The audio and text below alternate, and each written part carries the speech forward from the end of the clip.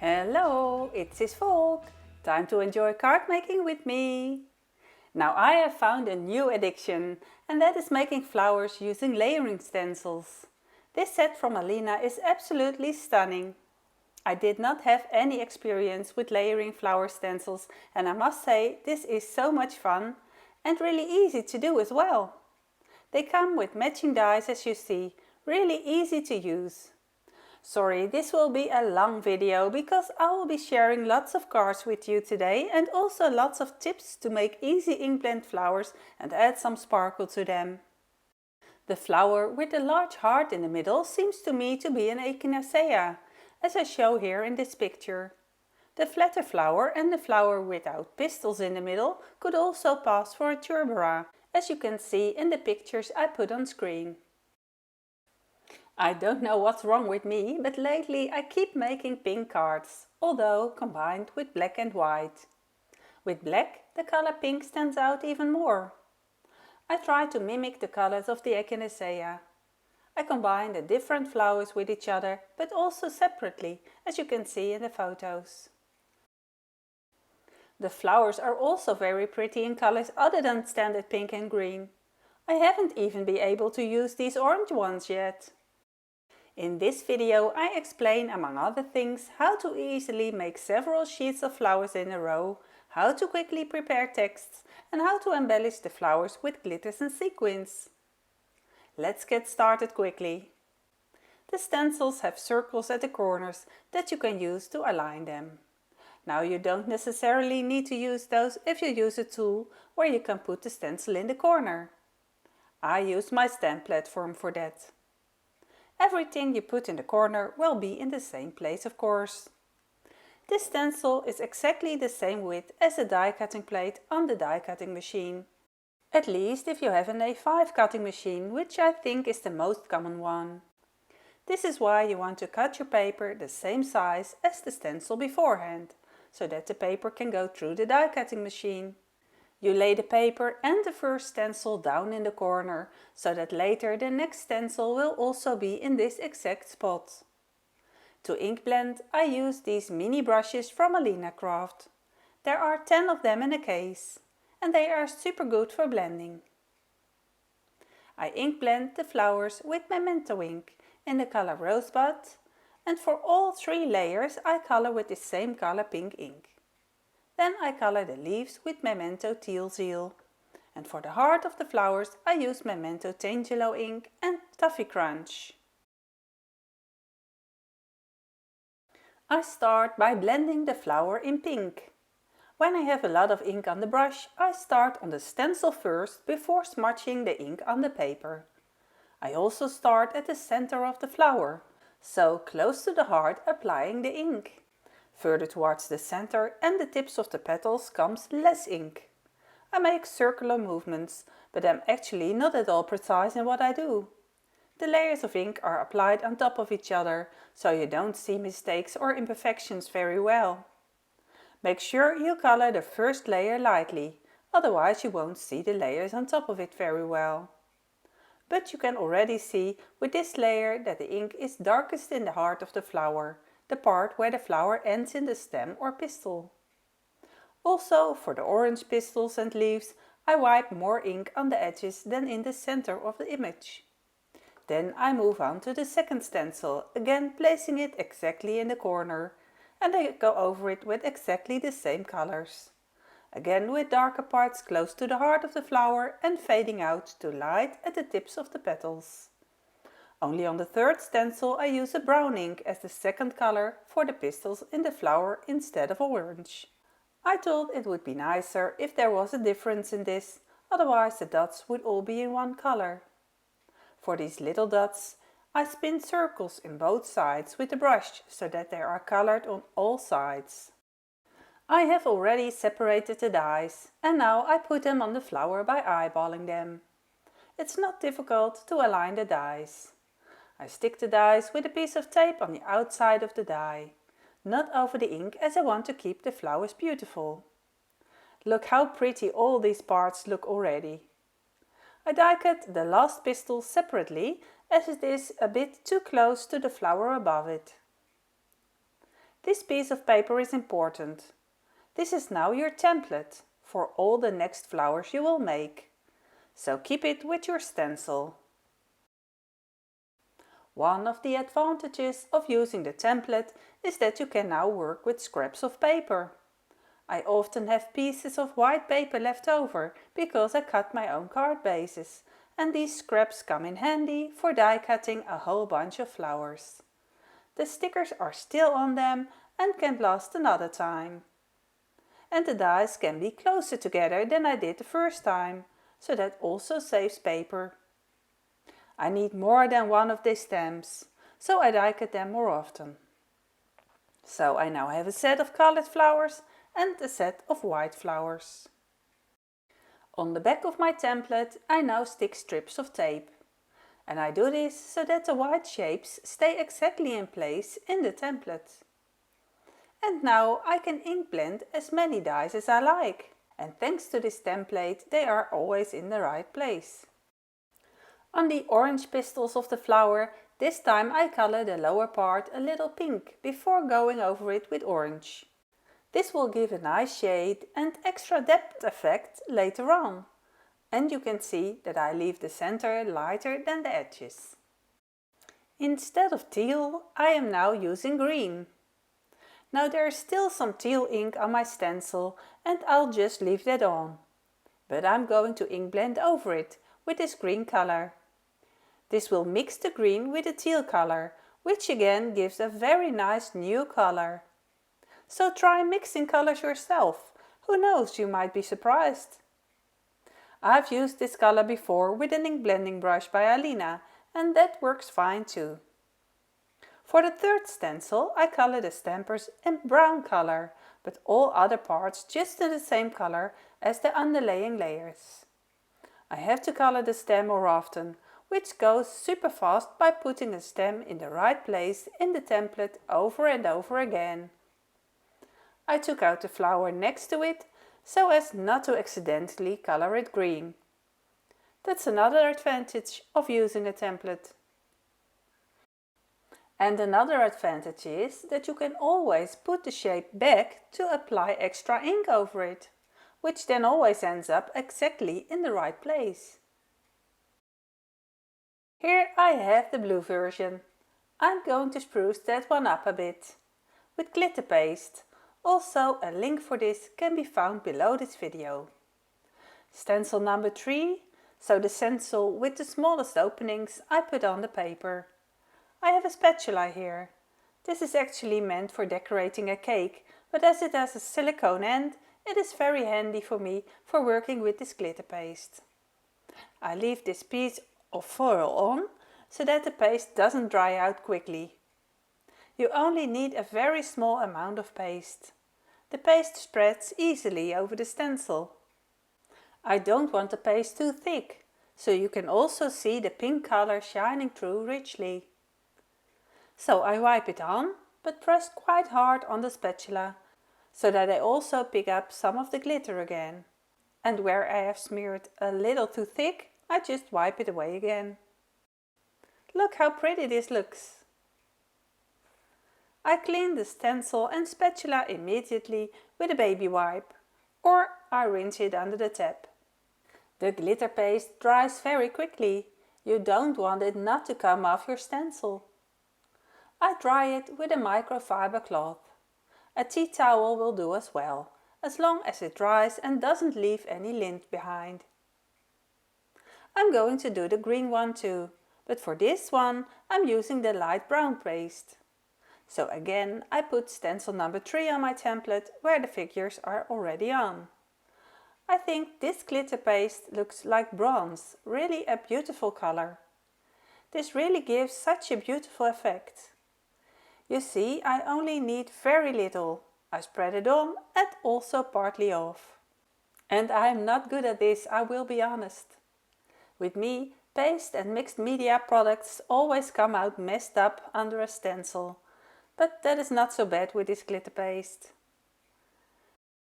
Look, so you can see that with gold or bronze it is also very beautiful. Now I made 2 different flowers. the one on the left with light brown colored glitter, which is this one. And this is the silver one, which is this silver glitter paste. But I can so imagine you don't have that in the house and you still want to give a glitter effect to the flowers. And how do you do that? You can do it with ordinary glitter. Using a glue pen or glue from a small nozzle, you can draw lines on the petals. I draw lines on the edge of a dark blended petal from stencil number 3. It can also be done with the stencil on top if you'd like. I find this easier and quicker, and then I don't have to clean the stencil again. When all the lines are on, I sprinkle glitter on top. The rest can just go back into the jar. It now needs to dry for a day. Once it's dry, it still gives off a bit of glitter when you rub it. But with the use of very strong glue, this is actually not much at all. If we compare the glue version with the glitter paste, you can see that the glitter paste is very firm and does not give off any glitter at all. You can also see that the relief is different. This does depend on the amount you put on it.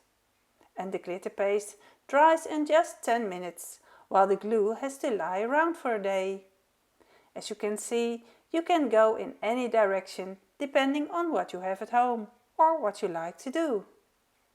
I also apply some glue and glitter to the pestle. I use a transparent glitter from Alinacraft store for this. She has a lot of different colors in her store. Transparent glitter always goes with everything. Meanwhile, I am going to make some texts. This stamp set has a matching die set, so if you want, you can use those. Look, this one fits. You can also do it without a stamp, in which case you die cut everything. This text has no die, but I also used it on one of the cards. I'll give you a quick demonstration of how to make a stash quickly and very easily without having to keep measuring to see if you're stamping in the right place. To start, first die cut a shape from a piece of paper. And I deliberately don't place it in the corner because stamping always works better in the middle of the stamping tool. Then you have now created a template for this text stamp. You place the stamp in this empty opening. This is also the easiest way to see if it is in the middle. Then insert the shape.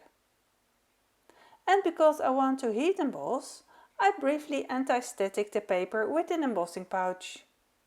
And then you stamp the text.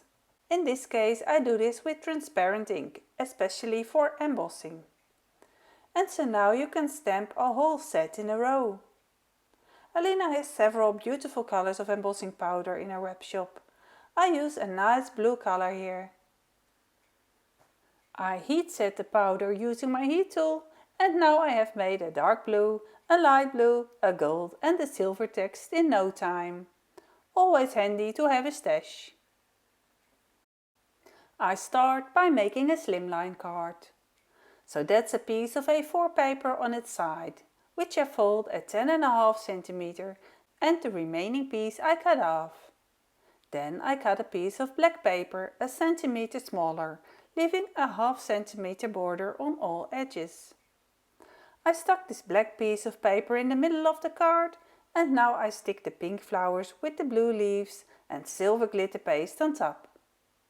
First I slide just until the flowers are in nice composition.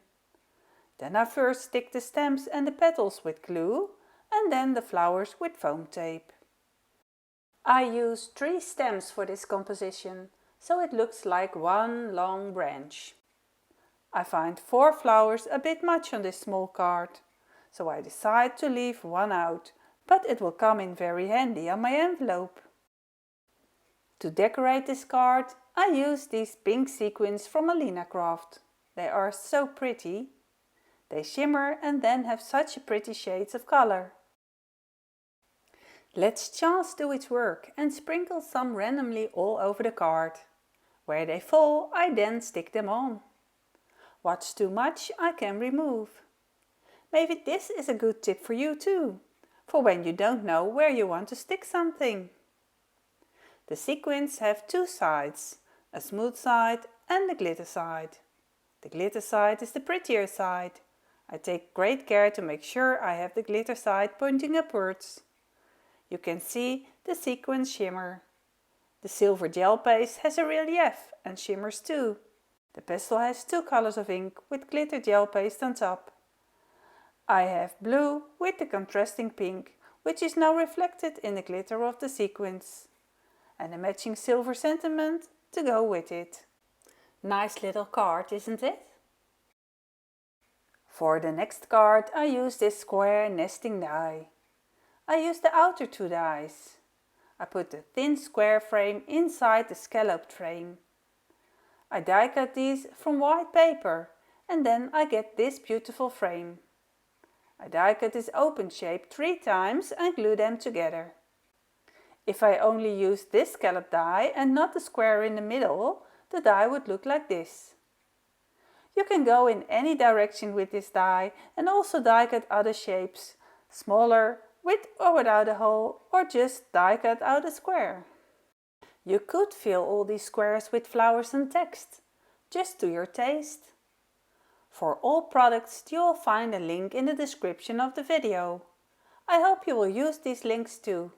For every product purchased I get a small commission.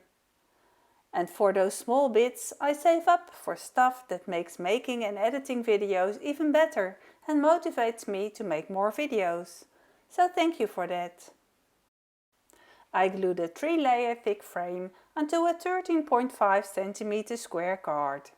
Beforehand I glued the pistils and green buds together and I also attached the stems of the flowers I want to stick flat.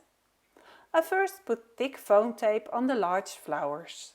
Then I put the leaves and flowers on the card. And then I just slide until I like it. I stick the stems on first, then the leaves and the flowers with foam tape on top. Some leaves I stick on one side with glue and on the other with a piece of foam. And so I slide and move until everything is in place. The sentiment is stuck on one side with foam tape and on the other just with glue to attach it nice and flat. I think it's too busy and too much to glue that smallest flower in as well, so I leave it as it is. I could also use this one again for on the envelope, but I might also stick it on a tag and make it into a little tag for a bouquet of flowers. I'm still going to decorate the card with some gold gems. They are acrylic gems. There are 4 different sizes in the jar. And I stick in a lot of 3 again, for a balanced look. You can clearly see with this card how beautifully the gold embossing glitter paste and the gold embossing powder with gold acrylic gems match. Sticking on the components in different heights also give it a bit more relief and a nicer look. I will now show you how I made the matching envelope. And again, you can use this technique for on a card. Before making a border, I apply talcum powder to prevent the tape from damaging my paper. I use my magnetic craft mat from Craft Emotions to align the tape. This is washi tape from Alinacraft. Nice smooth washi tape. I have already recorded a video about this washi tape, but I haven't edited yet. Editing videos takes so much time. Just a strip of washi tape like this on an envelope is fun. Finished very quickly too. But I take out the layering stencils again and blend all 3 layers of flower on top of each other. Even though I didn't put dots in the corners, or even though I didn't put the envelope in the corner of a tool, these flowers are very easy to lay on top of each other. I do have to look carefully to see which stalk matches the flower, but you can see that pretty well too. Then I go back to the first stencil and color another flower there. I can take the same one I tilled, but I choose this smaller one for this time. I continue right away with the green bottom of the flower, and then comes stencil 2 and 3 of course. And so I alternate both flowers and I also keep the position of the flowers alternating. When coloring the green part, I deliberately don't blend over the flower, even though it comes precariously close. In that case, I prefer a piece of white rather than blending over it. I also add some stems. And voila, a super cool envelope. To get a glitter effect on the envelope too, I use a gold gel pen. With this I put little subtle lines along the dark blended leaves. I purposely do this a bit wobbly, so it looks more natural and matches the leaves on the card. Of course, if you don't feel comfortable with this, you can also put stencil number 3 on top and then trace over this stencil.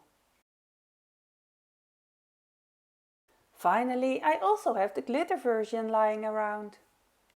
The glue has now dried and you can see some of the glitter comes off, but not that much. Most of the glitter sticks to it. I think it also depends on the quality of glue you use, whether the glitter sticks well. Here I will die cut a frame from black paper by layering these two nesting dies together and die cutting them at the same time. I will later glue the frame raised with homemade black foam strips. For this, watch my previous video to see how to make these yourself very easily. I want to stick this center panel exactly in the middle of my card. I'll show you a trick to find the center very easily. On the back of the black panel, I first stick double-sided tape from Alinacraft. I almost finished this roll of tape. I use it all the time. Fortunately, I still have new rolls lying around. A 3mm roll and a 5mm roll. This is what they look like. Back when I wasn't designing for Alina, I already bought these rolls of tape. I am really a fan of them. They stick super well and the roll stays intact until the end. For this card I use a regular 10.5 by 15 cm card base. To find the center I'm going to lay down the frame first. I already have foam tape on it, but fortunately I can still lay the frame upside down because it is symmetrical. This frame fits perfectly on a European size card. This way I can see exactly where to stick the middle panel. And when I then remove the frame, the black panel is exactly in the middle. For such a smaller card, I think one big flower is enough. Again, I stick the parts both flat and raised. The leaf comes flat on one side of the card and on the other side with a piece of foam tape. This text strip interrupts the black area very nicely. I use my work mat to see if I stick straight. By stamping the text in the middle of a strip, you can easily slide and see on which side the text fits best. You then simply cut off the sides. You have to make it easy on yourself, of course. I decorated bare pieces again with these pretty sequins. I also just stuck them on the flower and on the leaf, and even on the text strip. Totally fun. I have lots left and everything is covered in glitter. But we love that, don't we? Also on this envelope I colored a flower directly with the stencil on the envelope. The flower points the other way because I reversed the stencils. For blending the stem, I stuck the piece of washi tape on the edge of the stencil so I don't color over the edge. Again, I color some pink at the bottom of the pastel first, then go over it with some orange. I leave the center of the pastel light on purpose to add more dimension to the image. On my card, the leaves got a mixed ink color because I had started blending with green ink over a stencil that had not yet been cleaned. So this gave me a mix of blue and green, remember? And if I want to get my envelope to match, I will have to use green first and then blend blue over it. I think it's a very nice color this way though. Also on this envelope I added gel pen stripes and dots to add glitter accents. Just put some lines and dots without thinking too much about it. Doesn't it look great together? Remember that you can do this in any color you like with any embellishment of your taste. For the next card I used the black frame from earlier. I had already taped this with black foam tape strips.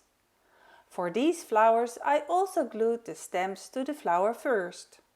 By sticking foam tape on the joint of the stem and the flower, it stays extra firmly together. I glue the top part of the flower again with foam tape and the stem just flat with glue. And this is how I build up the card. I could keep making cards with these flowers, I really like them a lot. This jar of acrylic gems contains all the colors, and I find exactly 3 that match the ink on my card. I stick them in the shape of a triangle again. I stick a mint green one on the petal, a pink one on the flower and an orange one on the orange ink. That way it's better distributed. I decided to add some extra sequins here too. It makes the card so much prettier. So this was also made using the version with the glitter applied with glue. For the envelope with this card I ink blended the bottom edge and used only the smallest flower. And you know, if you don't decorate envelopes yourself, you can also use this method on the inside of a card, or maybe just on a card itself, or on a label, or maybe on something completely different. If you use permanent ink, you can also stencil such a border on fabric or clothing. Just in case you would like to make a cushion, tablecloth, jeans or blouse with such a floral border on it. I still have some flower ephemera left, and I keep bursting with ideas. So I don't want to keep this example from you either. For this card I cut part of the card. With 2 strips of paper I first mark out which part I want to stick with flowers. When my strip is even with the edge I draw a line. Along these lines I cut out the middle part of the card. So that's the middle of the card including the fold edge. Behind the hole that has been created, I stick a piece of acetate foil. Now Alinacraft's acetate foil looks fuzzy, but it is because it has plastic protective film on 2 sides. With a sharp needle you can easily peel off a corner to remove it. The foil is easy to attach with double-sided tape. To get the acetate foil exactly in the right place and nice and straight, I lay the foil straight down on the inside of the card. By closing the front flaps, they stick exactly in the right place. Now I see that I have folded or cut my card crookedly. Fortunately, I can cut it straight with the guillotine trimmer. It goes through everything. Such a thing is ideal. Since I bought it, I make a lot more cards and my cards are also much prettier. My base card now has a window. On top of this I stick the flower stems. I make sure the flowers only fall into the window, not over it. Anything that sticks out over it I cut off. On the back I stick flower embellishments that I have die cut from thin white paper. If you really want to make a lot of work of it, you can also ink blend them, but mirror it on the back of course, and stick them on. But I'll stick them with simple white. To finish it off nicely, I finally stick the 2 strips I had used to mark the size for the window for strength and to hide the ugly sticky edge of the acetate foil. To stick them in the right place, I used the same trick again. I place the strip inside the card, aligning it with the fold edge and the bottom of the paper, then fold the card closed. Similarly for the top. Lay it in the right place and then fold closed. I cut off the overhanging parts. With a matching happy birthday text and some silver gems, this card is also complete. For this card I stenciled the left side of the envelope, where I first masked the side with tape to make the edge not too wide. This video turned out to be very long. I hope you appreciate that and will benefit a lot from my ideas and my tips and tricks. I myself enjoyed working with these flower stencils with matching dies, and I also absolutely love all the different glitters and shimmers. Which card do you like best? You can get an even better look at all the cards on my Facebook and Instagram channel, where I post photos of them. Links to the products can be found in the description below this video. Will you also subscribe to my own channel, Sis Volk? Have a nice day, and I will see you next time. Bye bye!